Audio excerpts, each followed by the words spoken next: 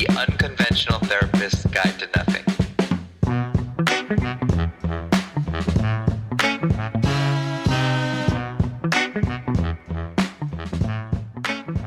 Hey, everybody. Welcome to The Unconventional Therapist. This is Dave. I'm here with my co-host, Greg. Greg, how are you today? It's a beautiful day. The sun has been shining. What's going on in your life?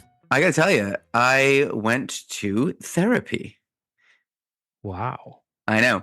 So I almost went in like a Nellie Bly type fashion, but I have to be honest. I felt like in the waiting room, like sort of stigmatized. I was like, oh, this is like, um, it's brave to come to therapy, I realized. Yeah. Yeah. And I went in because I went in the VA, they offer it like, every once in a while they offer. And I was like, you know what, I'm gonna do it. I want to see if I can pick up honestly, I wanted to see if I could pick up some tricks. And this guy said something to me. And obviously, I have a lot on my plate lately, and I was like, you know what? Yeah, I can go bounce this off somebody for sure. And he said to me, "You're like a lighthouse." And I was like, "Okay, I'm listening." I swear to God, this happened. And he said, "It's like you're bringing everyone in, but you don't want them to get too close." And I'm like, okay. This is during an intake. Like we didn't even but I'm not even sure if he doesn't really even know me, but I don't know. What do you think about that? About his metaphor or about which Metaphors. part? The metaphor is great, but I think it was a little too early for it. He sent something. He sensed it was okay to say that. And even though you're acting the way you are right now, Yeah, I feel like in the moment it landed. it did land. See, I knew it. Did. And Yeah. you want to know why? Why not? You would be trashing it way more if it didn't land. No, it landed. I know you. It landed, and he knew it landed, and he knew it was okay to say it. And you know what? I guarantee you, on other intakes, he wouldn't have said it. And you know something else he did that was really nice? Go ahead. That's something that I don't do, that I might try to incorporate a little bit more. He was Southern. He was from the South, but so he had a really slow like cadence to his talk. And you know what, Dave, honestly, like thing that made me feel the best about it is he didn't really do anything. He just kind of was there and was like, yeah, like we can talk. Like, cause I mean, I don't have a whole hell of a lot going on. And, besides just like the normal everyday stress that people have, but I mean, I think he hasn't called me back. So I don't know if he fired me. You got rejected by your Yeah. therapist. Yeah. So I mean, it was fun though. You brought up a really interesting thing though. And I think we talked about this like super, super briefly in another episode. Maybe it was our last episode, actually, the how to get the most out of therapy. There are intakes. So like a lot of, so for people who kind of want to know what we're talking about, if you haven't done this process before, so you go in and the intake is typically just like in an information gathering session. So it's usually done with like, there's rote questions that we have to ask. We have a form that we fill out, basically getting some background, but also trying to understand what the person's going through, their background a little bit, some important history pieces, things like that. I used to try to get it all done one session, and I was struggling because I was like, it was so impersonal the way that it was like expected to be done, or the way that it felt like it was expected to be done. So I just decided, you know what, we technically can stretch it out. Usually to suit 2 sessions. I bank now. It's going to be on 2 sessions. I always do. Yeah. And I do actually get a little bit into stuff in my intakes now. And every now and then I'll meet a patient, and I'm not lying. It's like actually happens probably more than I even can recollect, where I'll like just drop this gem. And I almost hate doing it. You want to know why? Because then you have to live up to it. Uh-huh. Yeah.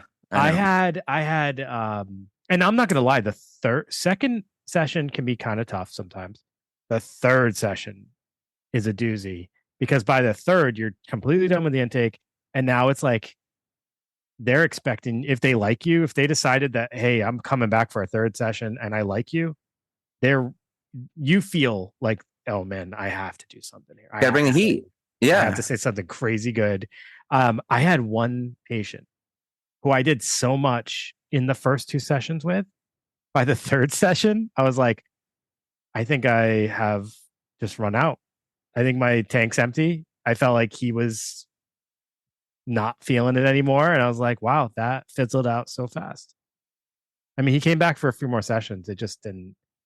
I don't know. I think I was in my own head so much. Yeah, well, listen, if you are ever looking for a gem of a line to drop, you can have the Lighthouse one. It's going around because it pretty much applies to everyone in a way. I hope he happens to, just by chance, be a listener of the podcast. Yeah. And I hope he hears that you went there with intention to steal from this man. No, I wanted to know what it felt like to be on the other side. I really did. And I did think that, like, I think it's important to try to feel that. You know what I mean? Well, Greg, I feel like you went in for more than that, but you're trying to keep us a little bit at a distance from you. Like, you let us in to know that you went to therapy, but now you're like trying to keep us at a distance by like pretending you only went to therapy for this. Dude, he nailed me with the Lighthouse. And Greg, you know what? You don't have to tell us why you went to therapy because that is HIPAA. Yeah, that is your privacy. But me and all the listeners, we're pulling for you. Okay, all right. Well, we better get into this thing before we lose listeners. Speaking of listeners, ready? I got a little quote for you. This beats the hell out of a Lighthouse quote. So Nietzsche said, "If you crush a cockroach, you're a hero. But if you crush a beautiful butterfly, you're a villain." So I said villain a little, maybe like. I wasn't going to correct you. I wasn't going to correct you. Villain, we know what the word is, but I think it's such a fascinating thing that, like, morals, and he finishes the quote by saying that morals have an aesthetic criteria. So he's right. Isn't that kind of interesting? Wacky. Yeah, well, so ugliness to me is a surprisingly interesting topic when you do with it, which is against what you would normally do with ugliness is like, look at it. Just take a good look at it. Like, historically, beauty is goodness. That's the truth, right? From the Greeks to Milton, Disney, it's all beauty is goodness. Like, if you think of Milton, the devil turned good for a moment when he saw Eve, right? So does that make beauty good? I don't know. Like, if my kid's school is run down and ragged and, maybe it's in the inner city and, it's got like broken glass and syringes all around. If we clean that all up and put flowers around it, make it beautiful, it's good now, right? But ugliness, so beauty, saying beauty is good is interesting because it also, launched 1,000 ships in the Iliad, right? Helen of Troy, the beautiful face, launched 1,000 ships, created all this war. Dorian Gray stayed beautiful, corrupted his soul, right? So ugliness and beauty have these like similar effects on people. It's not that they're good or bad, but I think what it does is it makes you forget yourself and act a way that you wouldn't in the face of, ugliness or beauty, right? It makes you, I don't know, it shows you your true self. It's almost like a mirror. It's pretty interesting. And we're going to examine this phenomenon, and we're going to do it through a fascinating story. Some people think it's John Merrick, but it's actually Joseph Merrick. And Dave, why don't you tell us a little about this? I mean, we're going to throw ugly around. I'm not going to say we're going to tell me a little bit about this ugly man, but I mean, that's kind of what he's known for. For a second, Greg, I thought when you were describing the schools, I thought you were going to start singing Grandmaster Flash, The Message. And you said broken glass everywhere, people shooting up in the streets, and they just don't care or something like that. See, dude, clean it up. And if you clean it up, then it's good. Right. I was thinking about it. You said you were mentioning like all the stories about beauty being related to goodness. Then I thought, and you said Disney, and then I immediately thought of like Hunchback of Notre Dame. Isn't that kind of like counter that a little bit? In my head, I was thinking that. But look, take the Hunchback out of it, who's sort of like the priest guy might be like one of the worst Disney villains that there are, and he's ugly. Esmeralda, the woman who's stunning, and I know that I realize she's a cartoon, but she's stunning and she's good. Hunchback is, I don't know, what is he? Good? He's kind of, I guess he's good, right? But that's I think they're like byproducts of like how society pushes away, people who look different or and that are quote unquote ugly, and it causes a certain personality type, right? Like look at the Phantom of the Opera. Yes. So here's the thing. I mean, I don't want to burn this, but I think like remember that movie Shallow Hal? Yeah.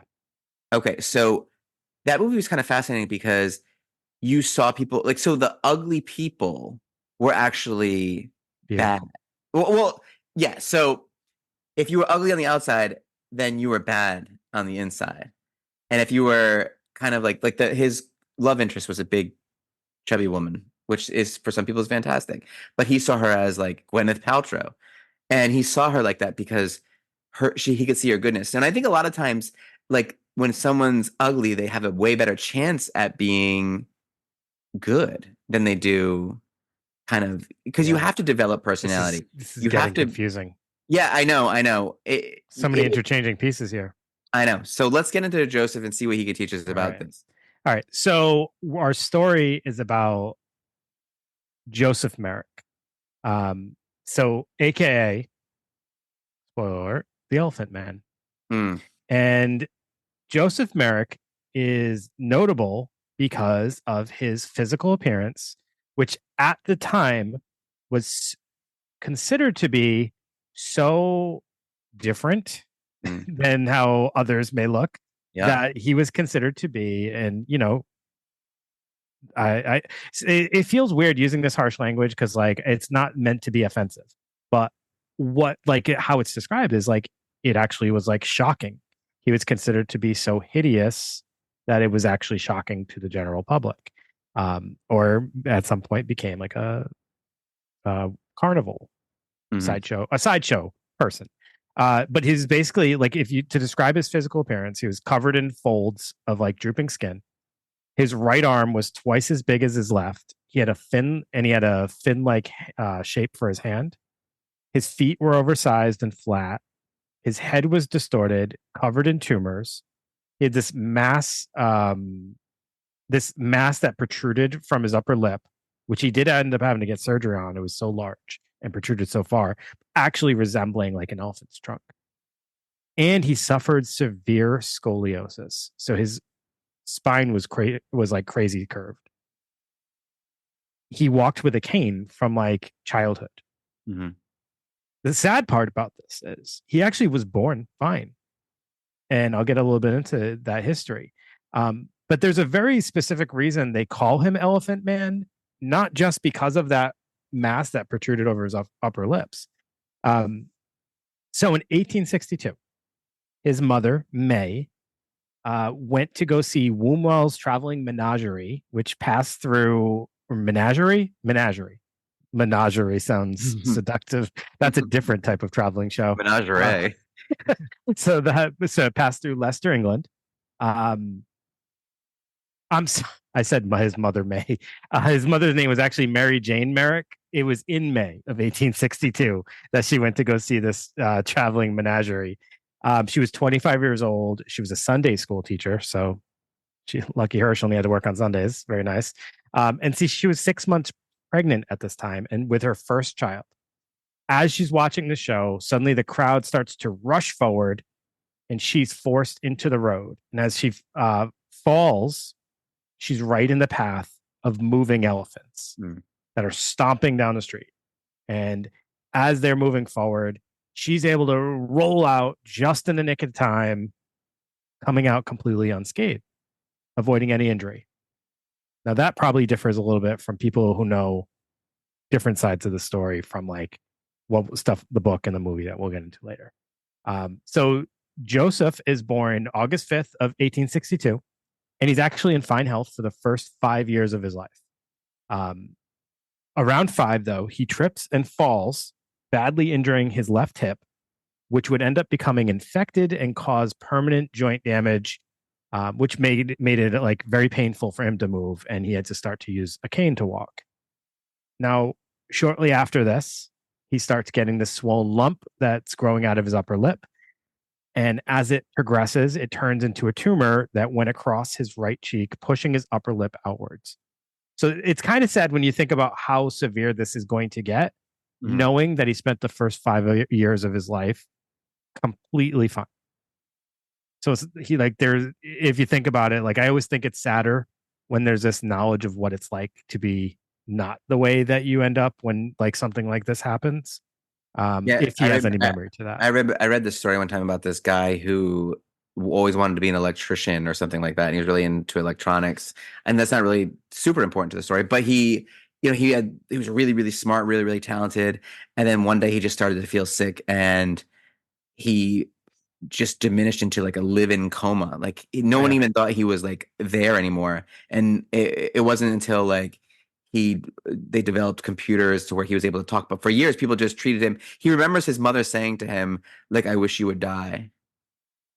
He like remembers that. She thought he was just like a vegetable, but he like remembered that. So yeah, no, I get like if you had lived sort of even like people who are blind, right? So I've worked with individuals with traumatic brain injury Yeah. who remember, the way they were able to function in certain areas previously, and like actively having to live through life knowing I no longer can function that way.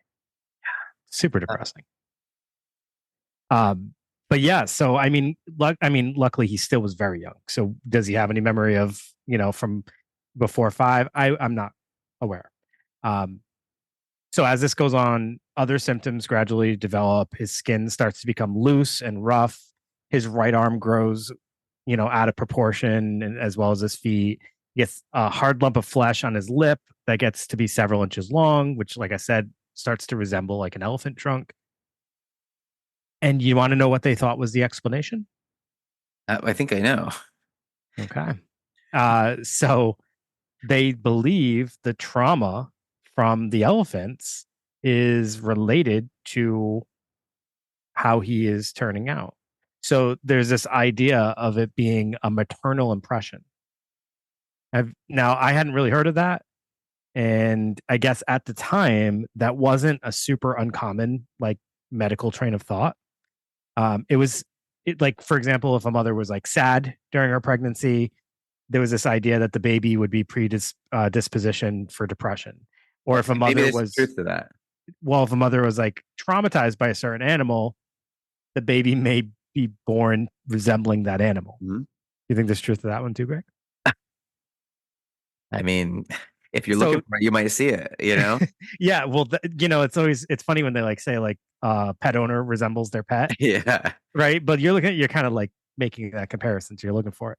But this idea is kind of based in like folklore, and it kind of had gained popularity in the Middle Ages. But like you said, Greg, I actually was going to make note of that. There's definitely validity to some of that train of thought, right? Yeah, absolutely. Like a mom's lifestyle and behavior during pregnancy is going to impact the child's birth. Yeah, like if she has high stress levels, cortisol, that's going and running through the baby's Right. body too, you know? Like that's biology. Like there's things there that are, definitely connected. Now, what is the thought about a mother almost being trampled, but not even being touched by elephants, just Giving being birth housed? to a half elephant? Yeah. That's not biology. Is like were her eyes like cameras, and they took this snapshot of an elephant and then it like imprinted on her baby? Nope. And why would it take? Well, what's interesting though? The timing of when all these things progress. So he has a trauma, right? He falls and he severely injures his hip, and then ends up becoming infected. He has a trauma, and then all this stuff starts to come out after his trauma. I thought that was interesting. Yeah. It's interesting, but when we get into like what this disease actually is, we'll see that it has nothing to do with any of those things. Sure. So, of note, the family has a second child born without any issues. In 1867, Joseph starts to show his symptoms. Right when Joseph's starting to show his symptoms, a third child, Mary. I can't. It's not Marianne. Maybe it is Marion. No, it's Marion. Sorry. She's born though with disabilities. So there is like obviously some like hereditarial thing going on with the family, but there's no real like information given about what types of disabilities. Joseph's mother dies when he's 10 in 1873, and she dies of bronchial pneumonia. She saw a bronchiosaurus, and it killed her. Oh wow! I don't know. Too soon, Greg. Yeah. Too soon. Within 2 years, his father gets remarried to the landlord, whose name is Emma Wood Antill. That's not really that important, but she was a widow with 2 daughters, and those daughters were very mean to our young Joseph. And he was also bullied by other children. And the sad thing is, because he walked with a cane and kind of shuffled around, he couldn't really get away from them. No. He was trapped.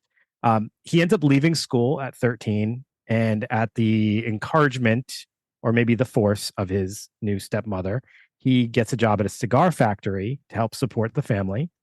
But by 15, his hand had grown so large and heavy he couldn't roll cigars anymore, so he had to quit. He needs money for the family. The stepmother insists, and she's very empathetic of what he's going through. And the father does what seems to be a very cruel joke. He signs him up or gets him a job as a door-to-door salesman. A young man who now is so deformed that he actually causes people to like shriek at the sight of him is now going door to door. Yeah, this is Victorian times too. So you get people are like, women are fainting. Yeah. Oh my. Yeah. And then, the men supposedly were, be able to talk to him a little more, but you can only imagine how mean some of those interactions must have been for him. And when he comes home with no money from no sales, his father beats him. So eventually he stops coming home. As he's walking around the streets, going door to door, the people are spectating, and I'm sure they're, kind of swarming him and making their comments and things like that. So this man's existence is, obviously at this point is rather difficult, rather stressful. By 16, he ends up just leaving. He ends up spending any money that he makes on money and food, on food and cheap lodging. The entire time he carries around a small painted portrait of his mother, because she is was his biggest supporter. She was one of the kindest people to him. And at 17, he joins the Leicester Union Workhouse. And for those not familiar with workhouses, but I think we talked briefly about them in the famine episode, actually, because there was workhouse involvement in there. But these workhouses were set up by the British. I was going to say, I think you were thinking of Charles Dickens. That must have talked about workhouses. Well, they were set up by the British government for unemployed citizens that can perform menial labor for room and board. But the conditions of the poorhouses were purposely kept very poor to prevent people from relying on the government to provide, room and board. He was one of 1,180 residents in the workhouse. So it's just overcrowded, overpopulated, poor conditions. He was there for about 4 years. In 1882, he ends up getting surgery on his face, and he gets the protrusion from his mouth worked on, because it was making it almost impossible for him to speak and eat. And following that, he decides that it might be easier for him to make a living becoming a human novelty. So he writes a letter to Sam Torr, who's kind of this comedian and proprietor that he knew, and kind of makes a case that this is something he would like to do. And on August 3rd of 1884, he departs the workhouse to start his new career, and he is named Merrick the Elephant Man, and he's advertised as half a man and half an elephant. And I think I will end his biography there, because the rest of his story kind of leads into, or gets picked up kind of in the books and the movie. Yeah. But Greg, you have information more about his diagnosis. So Proteus syndrome, there's not a whole lot that's important for us to describe this, but just it's not from seeing elephants when you're in utero. Not for anything. It's a rare disorder. We are like mispronouncing. It's a rare disorder, causes obvious tissue overgrowth and embryonic tumor development. So it's like covered in tumors. I don't know if you've ever seen on Discovery Channel or anything. They used to do the show about this guy who they used to call him like Tree Man. Oh my God, I can't believe you just said that. Yeah, I am like, all right, yes. So yes, actually, yes. And then I saw there was another one, The Man Without a Face in France, is a man with large tumors on his face. Not gonna lie, the Tree Man, if there's an image of a thing that like really does give me like creeps, like certain textures and certain like patterns really creep me out. That's You don't like the so tree man. the tree man, the way it's warts, but they look like tree bark. It really does. It's hard for me to stand looking at it, but I can't stop looking. And he's married. He did all right. Wow. So yeah, check that out. Check out the tree man. He's got some difficult stuff going on. It's not that. Also, when I was in elementary school, there was this guy. Now I'm thinking of there was this guy Eddie, and he was covered head to toe in like his skin was just super flaky, and it was kind of like I'm not sure what exactly it was. Dandruff? No, it was definitely like a skin disorder because it was head to toe. Psoriasis? No, it was intense. I'd never seen anything like it before or since. And he was actually like a really, really smart, socially adept kid. Like everyone loved him. It was interesting. And you know, And this will happen to Merrick too. Yeah. Yeah, I was just gonna say that. Well, we'll save that talking point. Yeah. So all right. This now, if you're worried, like, oh man, like I got a little growth or something, like maybe I have Proteus syndrome. Maybe I'm a future. You're right. You do. Man. No. Only. Do you know how many cases are confirmed worldwide? 1 in a billion. Now, is 200 cases like confirmed worldwide? That's like all time. But right now, as we speak, 120-ish people currently suffer from this illness. All right. So what you're telling me is that it's increasing. And it might. Well, I mean, I think we're, there's better ways to explain it. People aren't like, oh, they must have saw like some crazy animal or blamed it on the gods or something. Actually, the Greeks, that the Proteus actually is named after a Greek sea god that was able to change the shape. So, but if you look at some of these cases from the art in history that show this disorder, it can be really unsettling. Like one huge, like there's this woman with like one huge leg, or like a bulbous, like sort of like all right, face. Clear this up for me. Okay. Is this different than elephantitis? It is. Okay, thank you. Yeah. This is a very elephantitis. What is it? Just like it's different roots to because like that what you just described sounded like an elephantitis. No, so this is something that's way more rare and won't ever stop growing, and it's super debilitating and incurable, and it's not just enlarging. It's like he talks about in the book, there's like fungus on it. It has a smell for the poor John Merrick. You know what I mean? Like it stinks, whatever the growths are. So that's intense. So because there's folds. Yeah. It's like I always used to think it was interesting when I used to hear when I was younger about like pug dogs, and you have to like wash in their folds. You do. Because they can get fungus there. If you're a human, that's super important too. I mean, even someone who's if you watch like those shows like My 600-Pound Life, like that's a concern, obviously, right? Like making sure you're able to wash all the areas, especially the ones that get damp and that get no sunlight. Gotta get in the folds. So I would imagine that this would be something that like Joseph Merrick had to worry about. What a great metaphor for shadow psychology too. Like if you don't look into the darkness, I mean, a lot of trouble could happen, right? Yeah. You gotta be paying attention. You gotta pay good attention to that. So I'm gonna talk a little bit about the book here. Now, I am a little embarrassed because there's two main narratives of this thing. One is a play, which is much more fictionalized, probably closer to the movie that you're going to talk about.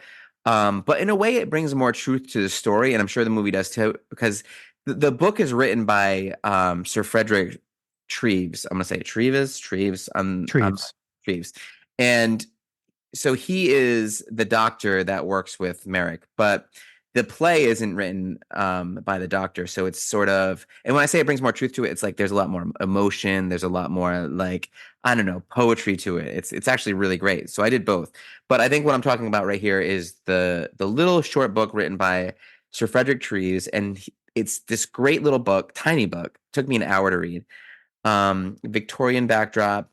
It's going on in the late 1800s. It's kind of tragic because Merrick, he'll only live to be 27 years old, but in his life he gets a lot done. It's pretty remarkable. And it's really a story about the worst and the best of human nature.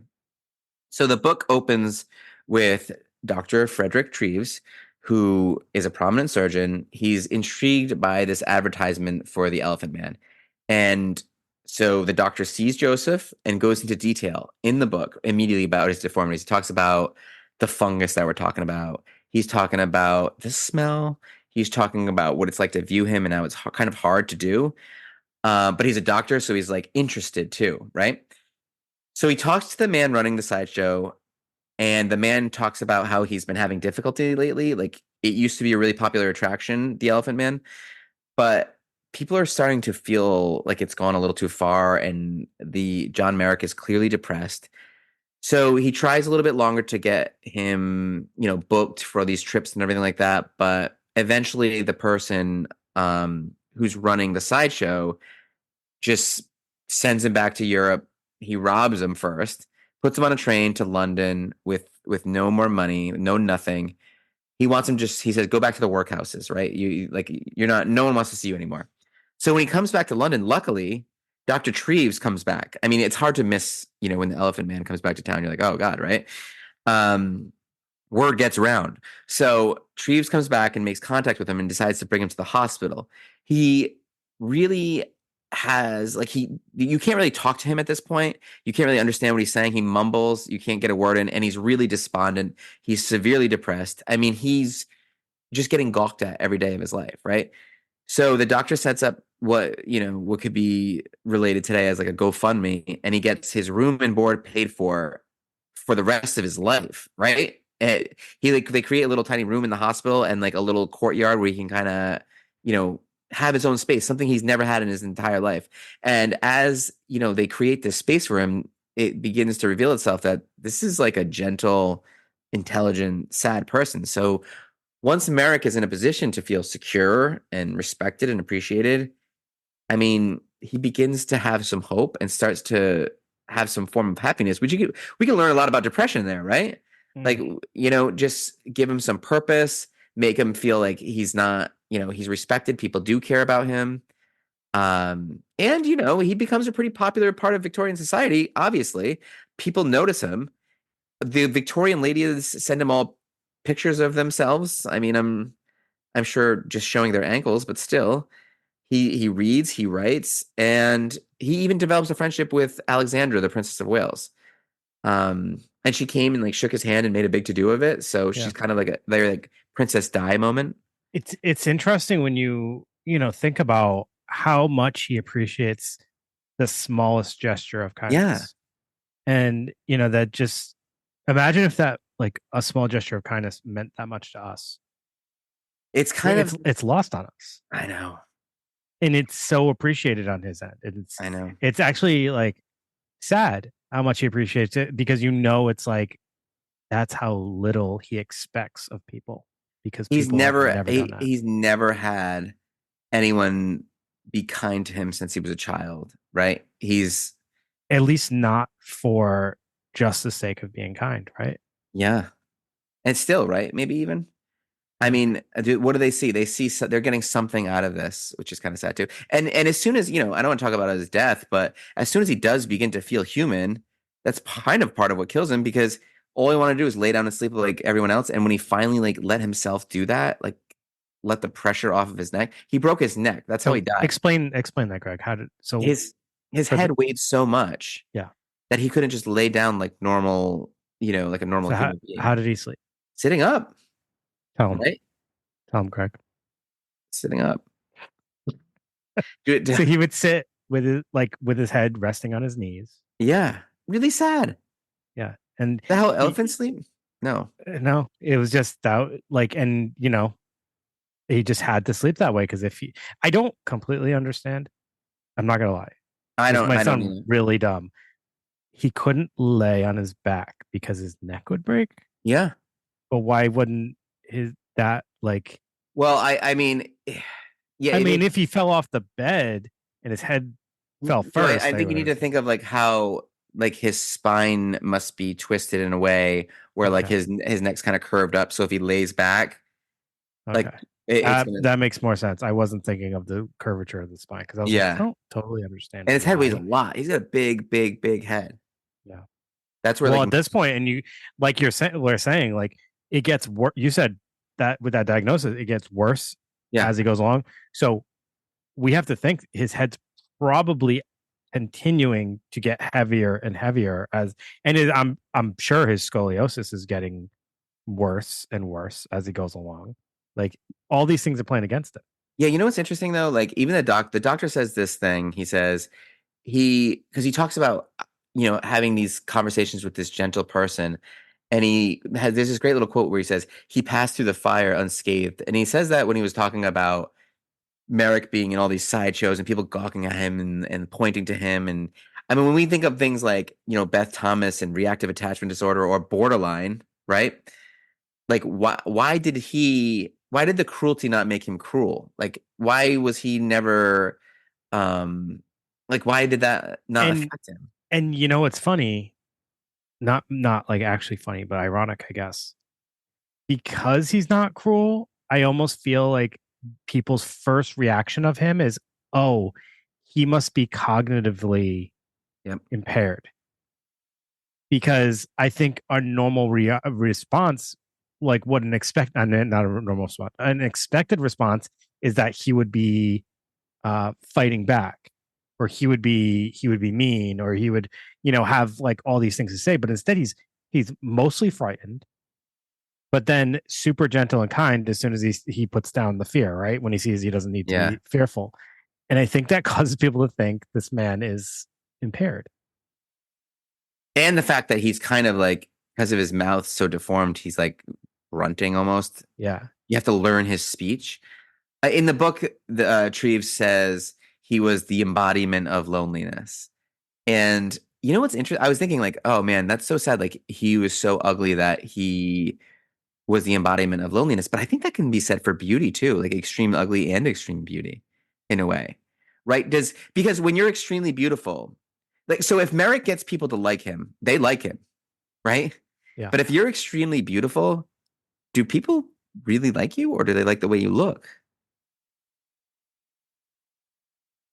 I mean, well, it would be the same. They'd have to have that opportunity to actually build the same connection that, vice versa with Merrick. Like they would have to build a connection and not just be so. Like I think does ugliness create the better person than beauty? So is Disney completely wrong? I think it kind of has to. If you can manage to be good and ugly, then I think that could be much better. Merrick's demeanor though is, like we said, our expected thought of how a reaction would be angry. You're talking about Beth Thomas, you're talking about some of those other stories. We expect someone to be angry or hateful because of that experience. Potential for good is amazing, to think about someone having his demeanor, but like is that even possible? I know it happened in this one case from what we understand. I know that maybe that's why this is a case that we're still talking about. It's kind of incredible, right? It is incredible. It's 100% incredible. Like it's heartbreaking, incredible, all those things. It's almost like we should have been looking at this person in awe, because this is someone who remained kind and gentle after being treated like less than an animal his entire life. Yeah. So transcending the circumstances and becoming an inspiration is like something amazing. And I think, because he was ugly and he was able to become this great person, I think that Disney's got it wrong. I think the ugly ones should be the good ones, the ones you can trust. And the beautiful ones are the ones we're not sure about. And, like this idea of like being in tough life conditions and being able to still be kind or be, have some optimism. Like we're not just talking about, because we've all seen that story where like somebody's, sick with a terminal illness or has something like really serious going on, but they have like this positive outlook, and we see like a social media video of it, and it's like heartwarming to see that they still, but we're not talking about that in this situation. It's not just that he has this horrible disease, it's the treatment he's received because of this horrible thing, that he really shouldn't be the way he is. He should not be kind because like he has no reason to be kind, but he has that inside of him. It's just, it's his nature, and he never lost it. And which is for incredible. whatever reason, for whatever reason, you know what it is?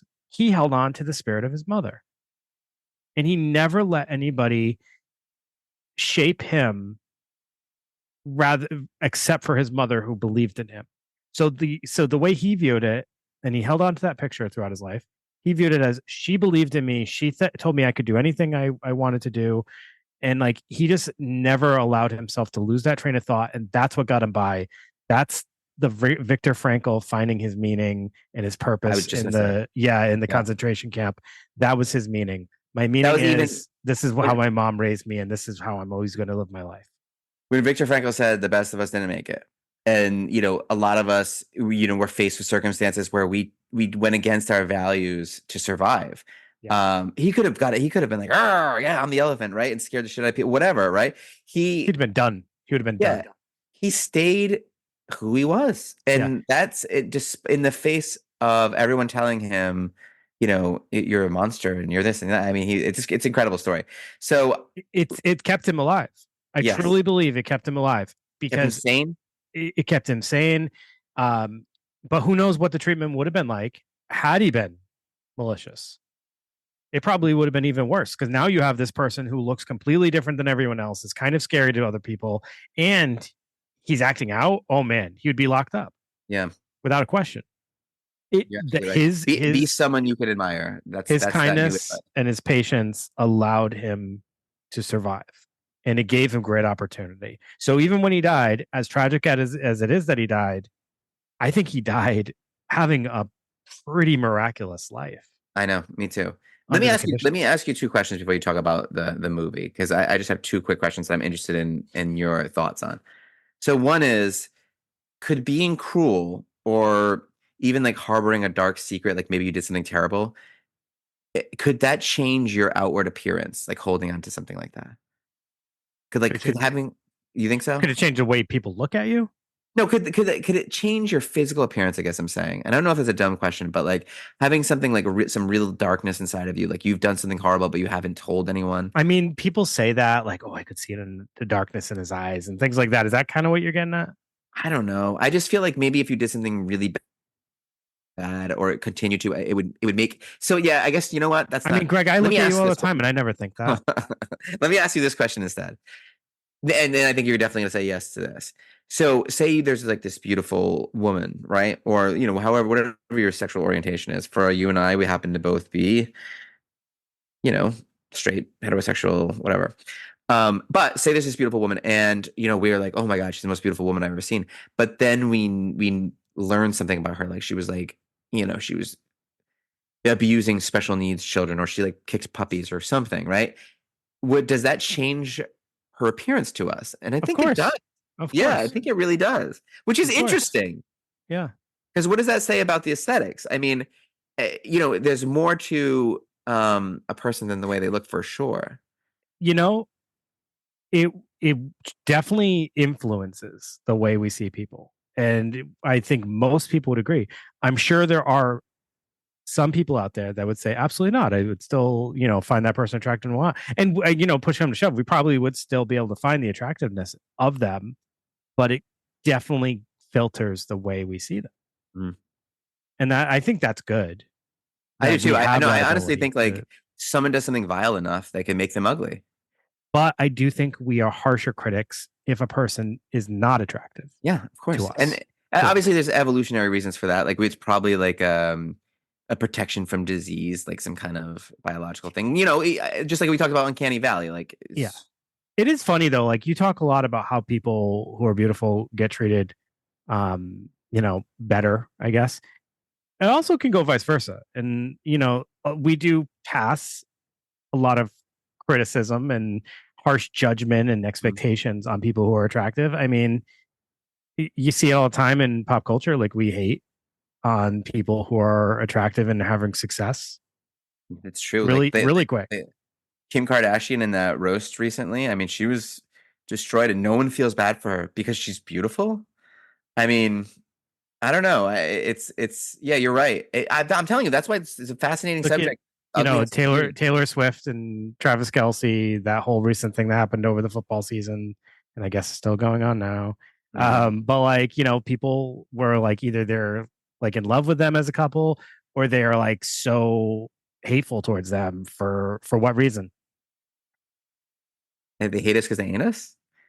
Because we don't want to see people be have be attractive and be happy and successful. Yeah. Sometimes. Here's a hot take. I don't like that guy. Maybe it's me being a Patriots fan. I'm not gonna lie, I'm in your boat. Okay. Something about him rubs me the wrong way. Yeah. Although I do like Taylor.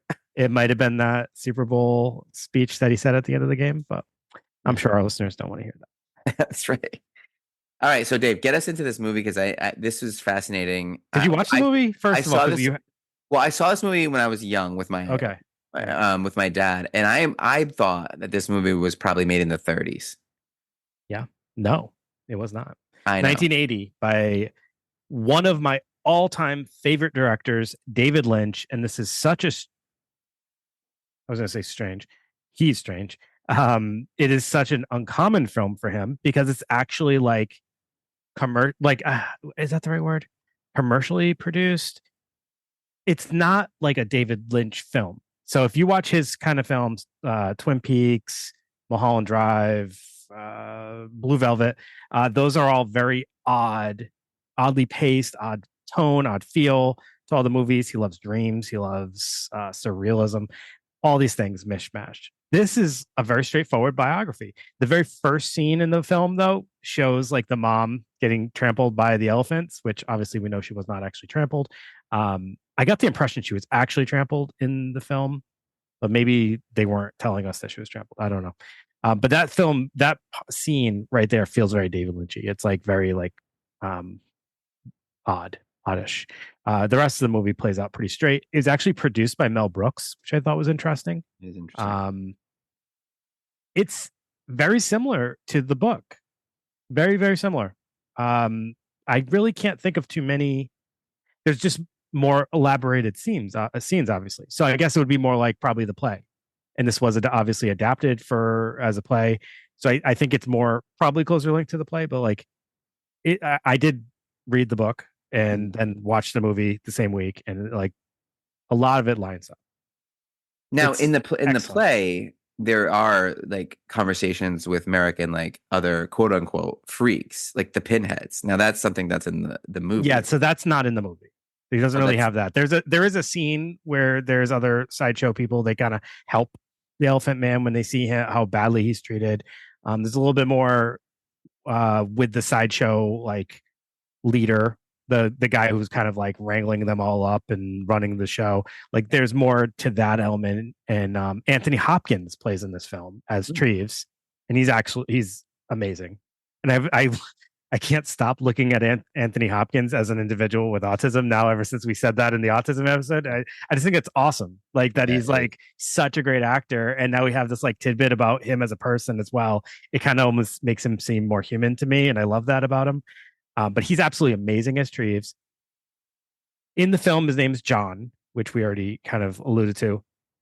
One of the things they really highlight in here is Anthony Hopkins as Treves really does a good job of towing the line of, am I any better? He doesn't say this, but it's like you can see the torment inside of him when it's kind of like brought up to him. Am I any better than the person running the sideshow? Because at some scenes, he's like, he's bringing Merrick, he's bringing him out in front of other doctors to like show off his, deformities. And he's becoming like this scientific specimen, just like he's doing when he's like as a sideshow freak, as the Elephant Man, being gawked at. And yes, it's in a more professional and more like calm and like curious way, but still just being scrutinized and looked at and gawked at just the same. And the sideshow guy actually like confronts Treves in the film and says, "You're no better than me." It's basically just calling him out on like you're exploiting him as well for your own benefit. That's the other thing. Treves is doing it as much as like Treves is a good person, obviously, and he's like does do a lot to help him. A lot of it could be argued that it's for his own benefit too. It's like, I found this incredible discovery. He's obviously going to profit immensely from it. And he didn't very like, smart he didn't man. heal him. He didn't like do anything. Like, no, he knew he couldn't. Right. They talk about that in the film. Without John Merrick, Joseph Merrick, There like Treves was, yeah, he was a respected surgeon, but he didn't do anything so like that was going to put him in the history books like he is now.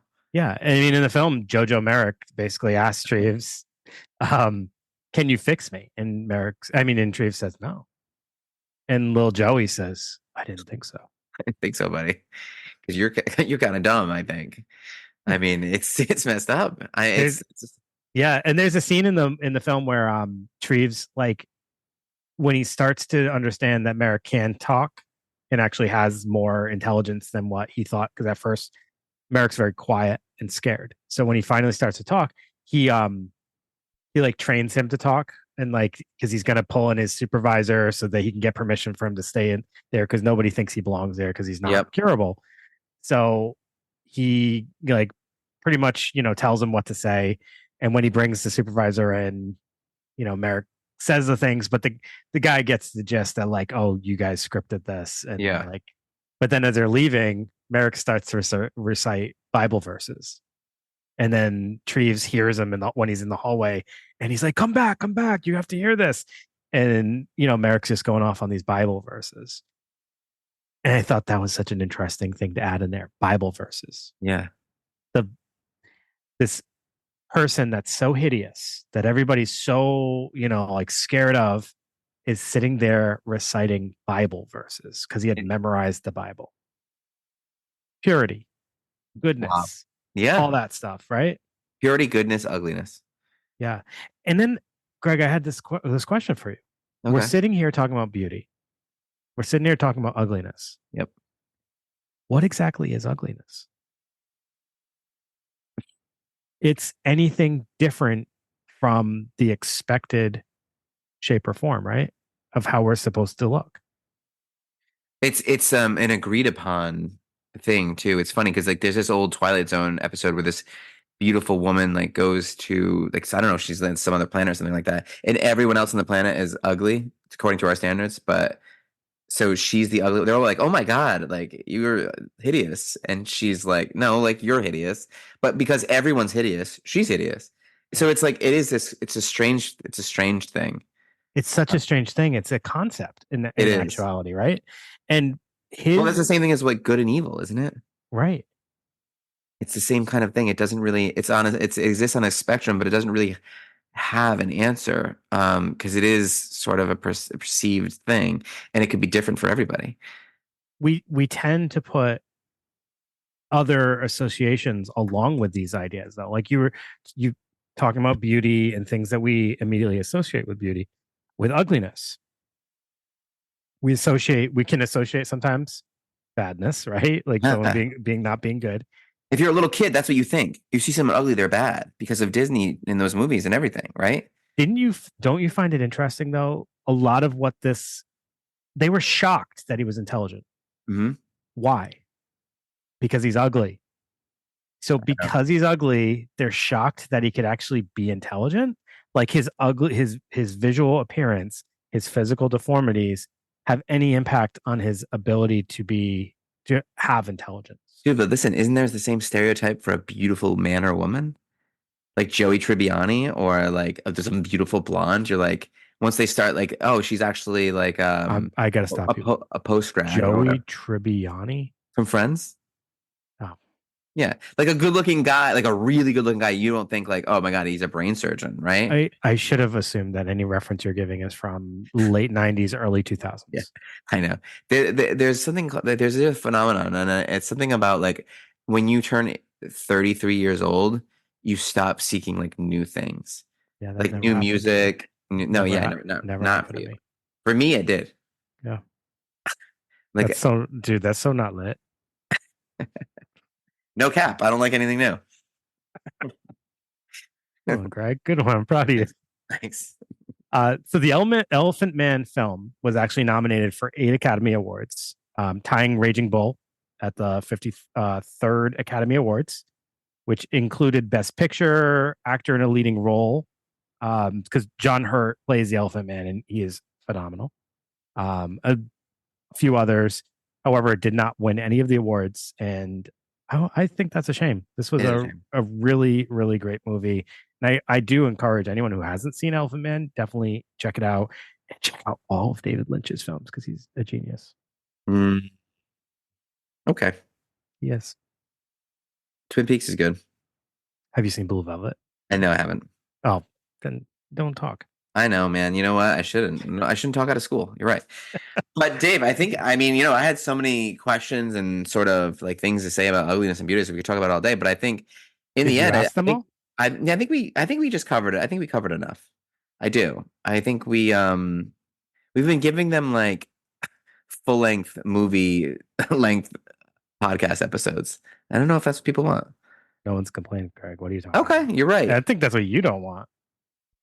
No, I want it. I can't help it. Stop it. Can't help it. Don't make this weird. But I really think this is there is a lesson to be learned there, right? Just find your purpose.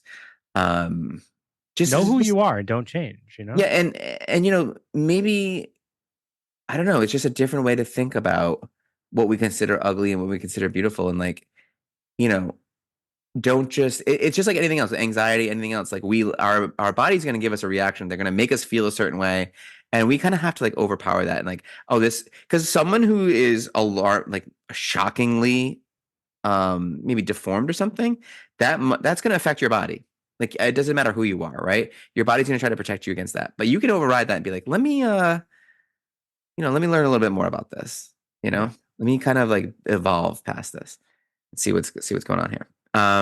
If you run into that scenario, then you're probably well equipped for it now. But Dave, I think that's all I got on the Elephant Man. Yeah. I mean, I wonder if the Elephant Man, the idea of ugly, the idea of beauty, we've covered character, I guess. Character. And there's so many themes in this that I think need to be explored more. Absolutely. Like you are not your environment. Right, like you're not like the Milgram experiment, or like the Eileen Nazi Germany. Yeah, like you can transcend your environment. Is it hard? Yeah. Yeah. Well, yeah, but nothing worthwhile is not hard. But that's the great difference between humans and animals, right? Like we can transcend our environment and remain the person we want to be, or we can keep our values intact, even if it's going to end in the end kill us, right? I mean, it's just, this is why these are the people that make it to the history books, the people who remain true to their values, and the people who are shaped like an elephant, I guess. Totes. All right, everybody. Thank you for listening to us on this wonderful episode on the Elephant Man. This wonderful elephant on episode, man. So yeah, if you enjoyed this, we would love to hear some feedback from you guys. There's so many ways to connect with us now. It's actually amazing. So there's that new option of fan mail, which we keep talking about each week. When you're looking at the podcast on wherever you're streaming this from, there should be a little like send them a message or something like that. That goes into our fan mail. We get to hear comments. Unfortunately, we can't comment back, or at least I haven't figured out how to do that. So if you do message us on there, just know it's a one-way street. If you do want to actually chit chat with us, feel free to message us on social media. Unconventional Therapist Guide to Nothing on all platforms. And then also, if you want to email us, utgnpodcast@gmail.com. And the last thing we're going to ask is what we ask every week. And it's probably annoying, but we'll do it anyway. We would love any support is always, helpful. So there's a few ways you guys can support. We have a subscriptions page.